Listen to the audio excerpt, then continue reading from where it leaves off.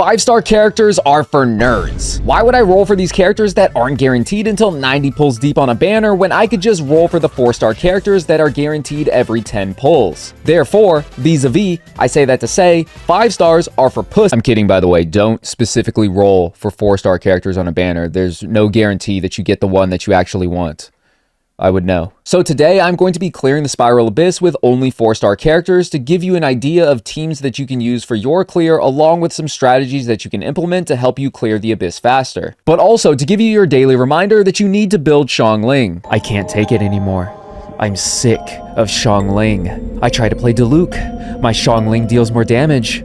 I try to play Yoimiya. My Xiangling deals more damage. I want to play Klee. Her best team has Xiangling. Okay, so today we are going to be clearing the Spiral Abyss with only 4-star characters. The team that I'm going to be using for the first half is going to be an Overload team. It is going to be Chevreuse, Fischl, Xiangling, and Bennett. Now, the reason that we're going to be using this team specifically is because the biggest DPS check on this side is going to be the Hydro Tulpa. This is dumbass 3 million HP boss. Like, what are you thinking, Helioverse? So with this team, with Chevreuse, you're kind of getting the Viridescent artifact set bonus without needing an Animo character. And this team is also easier to use against the Hydro Tulpa because if you were using Sucrose, you don't need to worry about swirling Guoba on Xiangling. Or if you were using Kazuha, you don't need to Bennett Burst before using Kazuha Burst to swirl Pyro. Because against the Hydro Tulpa, since it's always affected by Hydro, it's kind of hard to swirl the Pyro. You need to basically set up certain conditions to be able to swirl Pyro. So this team is easier to use. And then on the second half, we are going to be using, you guessed it, a Hyper Bloom team. Because Hyper Bloom is goated. We all love Hyper Bloom here. We are going to be using Noelle in this Hyper Bloom team because she's the GOAT, but also because she does make it easier to clear the Geoslime shield in Chamber 2. So let's go ahead and get started.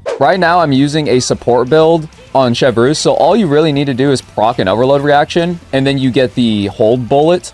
And all you're really going to be using Chevreuse for is that bullet. Like, you can burst with Chevreuse, but you don't need to have your burst every single cooldown.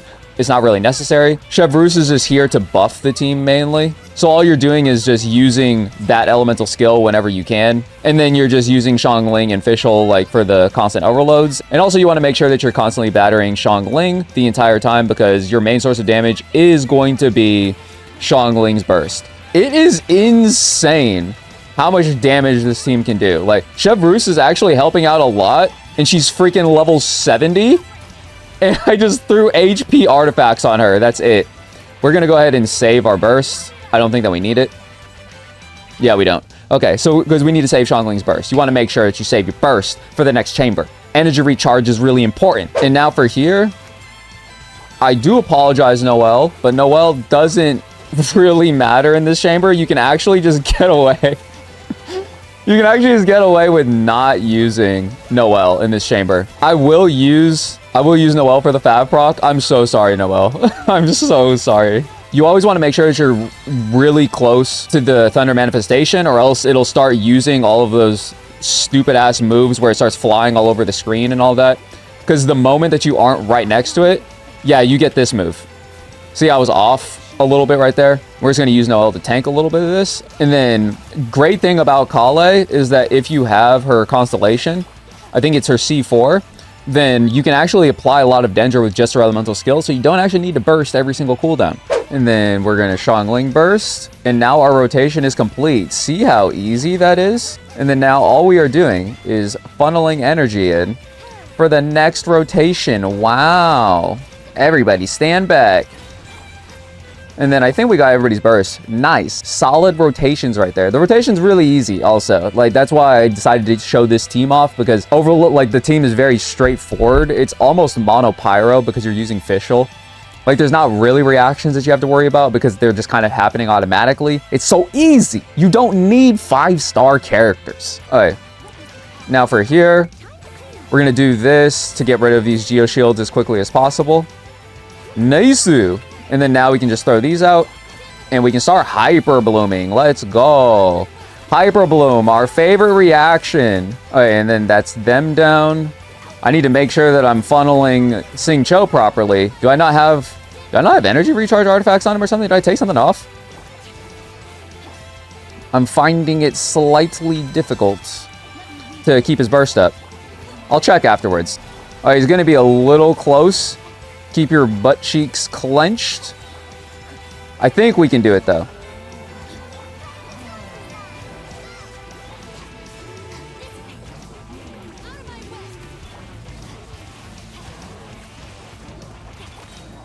Nice, we get there. Okay, now for the last floor. As I said, this chamber is probably going to be the most difficult one because the Hydrotolpa is a menace to society. Oh, shoot, what happened there? Oh, God. Okay, so Fischl gets one-tapped. Okay, so that's also another thing that I forgot to mention. But yeah, that might be a concern. Your characters might get one-tapped. Okay, so let's get this going. Boom. Did I overload yet? Oh, I did. Nice. Okay, so now we got that going. Ooh, 44k per tick. Not bad. Not bad, especially because my Xiangling isn't built super well or anything. And then you definitely want to make sure that you are always hitting those things. Don't let him go into it. It's not the biggest deal if he goes into his other form.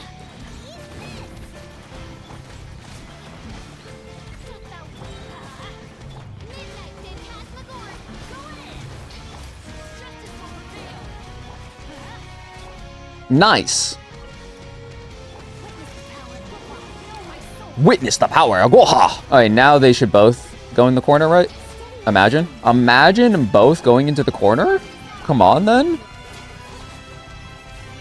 I don't think I was hyper blooming for like the entire time. All right, so now we're gonna drop a burst. And then what you want to do, especially like if you have like a lower DPS, you definitely want to start hitting these guys first. Because once you've killed their pets, then all the resistances are lowered a lot. So it makes it way easier to kill them. These guys are pretty easy to kill. Like the DPS check isn't too high on the second half of the chamber, right? And there you go. It's so easy.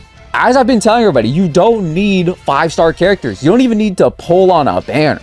Okay, no, it's not actually that easy, right? So anyways, here are my builds. As I said, my Xiangling is actually not that good. We got 54 crit rate, 127 crit damage, 202 energy recharge. We're using the R5 catch, the flower, the feather. We got an attack percent sands, pyro damage goblet, crit rate circlet. On Bennett, we got 35 crit rate, 103 crit damage, 253 energy recharge. We're using Freedom Swarm because Bennett is an absolute legend. We're using a 4-piece Noblesse Oblige. Here's the flower, the feather. We're using an energy recharge sands, HP goblet, and healing bonus circlet. On Fischl, we got 78 over 142, 111 energy recharge. We are using Polar Star, and we're using a 4-piece golden troop. Here's the flower, the feather. We're using an attack percent sands, electro damage bonus goblet, and crit rate circlet. And on Chevreuse, she is very low investment because all of the other characters are pretty heavily invested into. So we have 30 over 82, 130 energy recharge. We are using the black tassel.